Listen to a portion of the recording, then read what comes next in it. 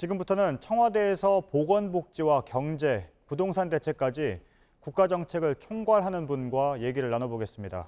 바로 김상조 정책실장입니다. 코로나19 재확산과 경제 파장, 또 부동산 대책 발표 후에 최근 시장의 움직임까지 하나씩 짚어보겠습니다. 네, 어서 오세요. 네, 안녕하십니까? 네, 제가 보니까 지난해 7월, 그리고 올해 1월, 또 오늘까지 3번 나오셨는데요. 예. 딱 7개월 간격으로 나오신 것 같습니다. 우연입니다. 아, 그런가요? 네.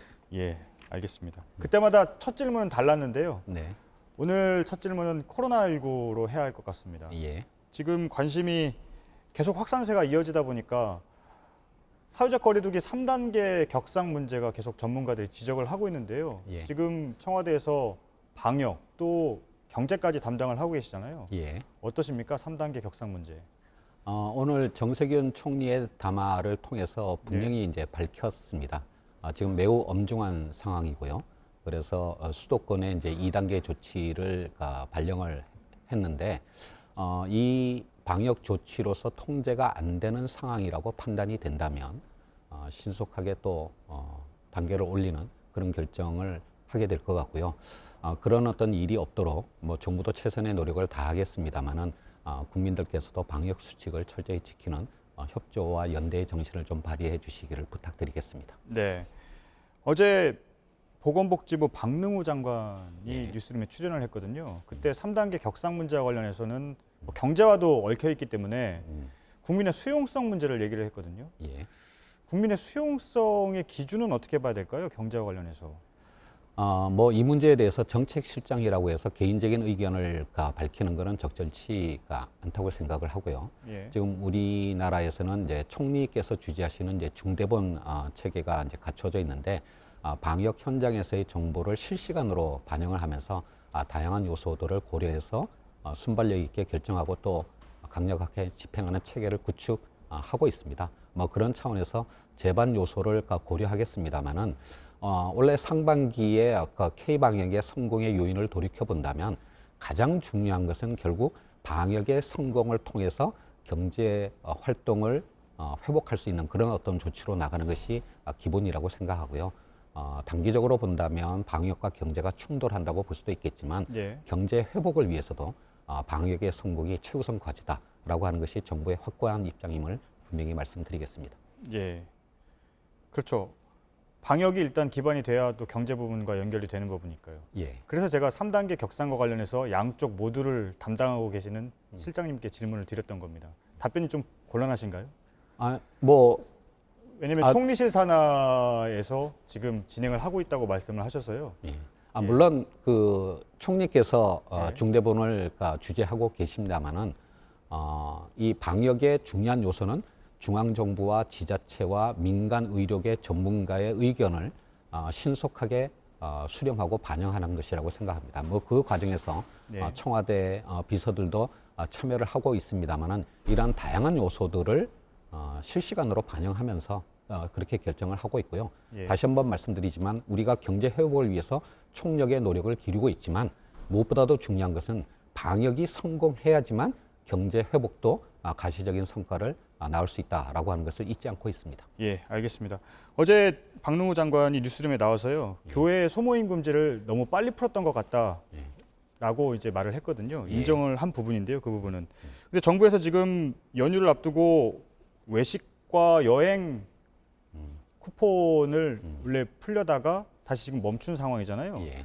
좀 국민들에게는 너무 빠른 회복이다 이런 메시지를 준 것 아니냐라는 지적이 나옵니다. 사실 최근에 정부가 임시 휴일을 지정하고 예. 또 8대 소비 쿠폰을 이제 또 시행하는 그런 정책을 폈습니다만은 이런 정책이 뭐 최근에 와서 하루아침에 결정된 것은 아닙니다. 사실 그 어떤 대책들의 기본적인 요소들은 꽤 오래전부터 검토를 해왔고요. 다만 언제 시행할 것인가라고 하는 것은 방역의 상황을 보면서 탄력적으로 결정을 하는 것인데 이번에 임시 휴일과 8대 소비 쿠폰에 관한 정책적인 결정도 사실은 7월 달에 방역의 어떤 상황을 보고 기본적인 어떤 결정을 한 것이었는데 최근에 예기치 않은 상황으로 방역이 굉장히 중대한 기로에 몰리게 된 것이고요. 예. 뭐 그런 측면에서 기존의 어떤 결정했던 정책이라고 하더라도 그 상황에 맞게 수시로 또 변경하는 것이 정부의 어떤 정책적 태도라고 할 수가 있겠습니다. 예. 최근에 문재인 대통령의 지지율이 40% 선에서 아래로 떨어졌다. 예. 이런 여론조사 결과가 나오고 있는데요. 그 이유 가운데 하나로 지금 부동산 민심이 꼽히고 있습니다. 예. 이 부분에 대해서는 어떻게 받아들이십니까? 우리나라 국민들의 평균적인 자산의 70%를 부동산이 차지하고 있습니다. 따라서 부동산은 국민들의 최대의 관심사이고 또 중요한 문제인데요. 최근에 와서 이제 정부가 뭐 6월 달에 유동성 어떤 규제 대책, 7월 달에 세법과 임대차법, 그리고 8월 달에 공급 대책까지 이렇게 짧은 기간 내에 예. 부동산 정책의 여러 요소들을 다 이제 패키지로 이제 발표를 하면서 국민 모두들께서 상당한 정도의 어떤 불안감을 가지시고 또 일정 부분 기존의 어떤 이익을 침해당했다고 불만을 가지시는 것을 저희들이 충분히 잘 알고 있습니다.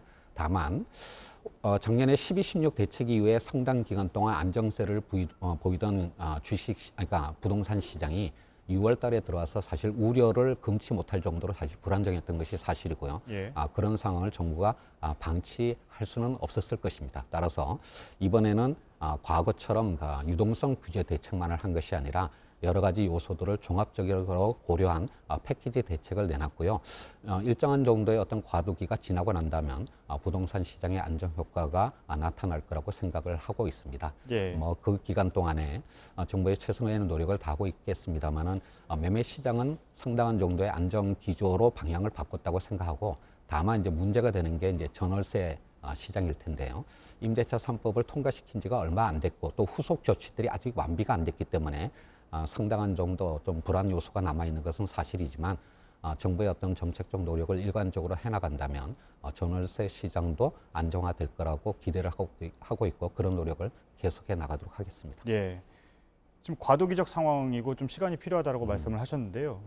근데 최근에 문재인 대통령은 집값 상승세가 진정 양상이라고 발언을 했고 또 실장님께서도 언론 인터뷰에서 같은 취지의 발언을 했고 예. 그 이후에 이호승 경제수석도 역시 같은 취지의 발언을 예. 했거든요. 예.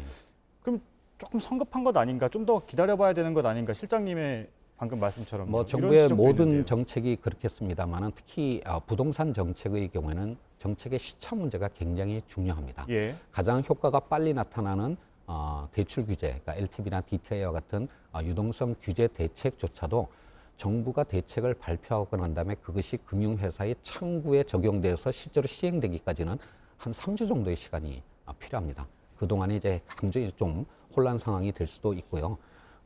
그 세법을 고치는 거나 임대차법, 더 나아가서 공급 대책은 그거보다도 훨씬 더 시차가 존재하는데 예. 그런 어떤 과도기 기간 동안에는 아까 말씀드린 바와 같이 불안과 불만이 나타날 소지가 분명히 있습니다. 정부가 그것을 모르는 것은 아닌데요.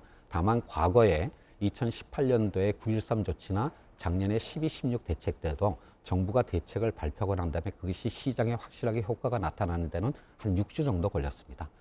그런 어떤 과정을 거치는 것을 저희들이 면밀히 모니터링하고 있고요.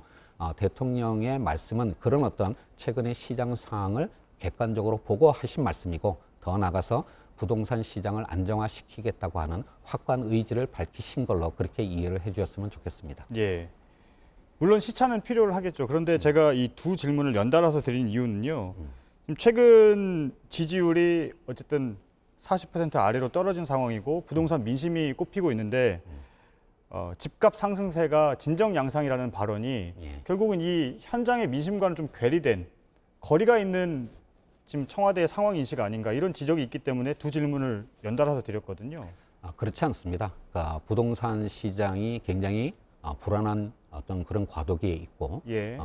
많은 국민들께서 이 부분에 대해서 불안과 우려를 갖고 있다는 것을 어찌 저희들이 모르겠습니까? 다만 부동산 시장의 그런 어떤 불안한 어떤 기대를 또 정부가 그대로 수용하는 것은 그것은 또 부동산 시장을 더욱더 불안정하게 만드는 효과가 있고요. 저희들이 관찰하고 있는 여러 가지 객관적인 지표나 또는 정부의 의지를 밝힌다는 측면에서 예. 하신 말씀이라고 이해를 해주셨으면 좋겠습니다. 예. 지난 4일에 나온 공급 대책 가운데 눈에 띄는 부분이 공공 재건축 부분입니다. 예. 5만 가구를 예상을 했거든요. 예. 그때 당시에 김현미 장관도 뉴스룸에 나왔었는데요. 예. 이후에 시장의 의견을 좀 들어보겠다고 했습니다. 왜냐하면 지금 강남이나 목동 쪽에서는 의사가 부정적인 의사가 나오고 있기 때문에요. 예. 5만 가구가 다 안 지켜지는 것 아니냐 이런 지적도 있었는데 지금 2주가 지났는데 혹시 그 5만 가구는 제대로 지켜질 수 있습니까? 시장 목소리는 어떻습니까? 그 부동산 대책 중에서 가장 어렵고 시차가 긴 게 공급 대책일 겁니다. 예. 정부가 대책을 발표하더라도 최소 3년에서 5년 정도의 어떤 기간이 필요한데요. 뭐 그런 측면에서 기존의 어떤 고수익을 기대했던 민간가 개발 방식의 재건축을 생각하셨던 분들의 입장에서는 정부의 대책이 불만일 수도 있겠습니다. 하지만 정부가 이런 어떤 대책들을 그냥 만들어낸 것은 아니고요. 충분하게 어떤 시장 상황을 조사를 했고 또 지자체인 서울시와도 협의를 했습니다. 그런 과정에서 이런 어떤 대책들이 실효성을 낼 수 있도록 꾸준히 노력을 할 거고요. 특히 빠른 시일 내에 그가 대상으로 하고 있는 여러 지역 중에서 예. 선도적인 어떤 사례가 나타나서 이것이 시장의 기대에 반영되도록 그렇게 노력을 할 계획입니다. 예. 아마 효과가 나타날 거라고 생각을 합니다. 예. 코로나19와 부동산을 함께 질문을 드렸더니 시간이 너무 빨리 가는 것 같습니다. 예. 7개월 간격인데요. 예. 7개월 기다리지 않고 다시 한번 모시도록 하겠습니다. 제가 전직 공정거래위원장이고요. 예. 제가 가장 중요하게 생각하는 가치가 공정입니다. 다른 예. 방송사들과의 형평성, 공정도 좀 지금은 생각해 주시기 아니시잖아요. 바랍니다. 지금 여전히 예. 공정은 중요한 문재인 정부의 가치입니다. 예. 알겠습니다. 감사합니다. 네. 김상조 정책실장이었습니다.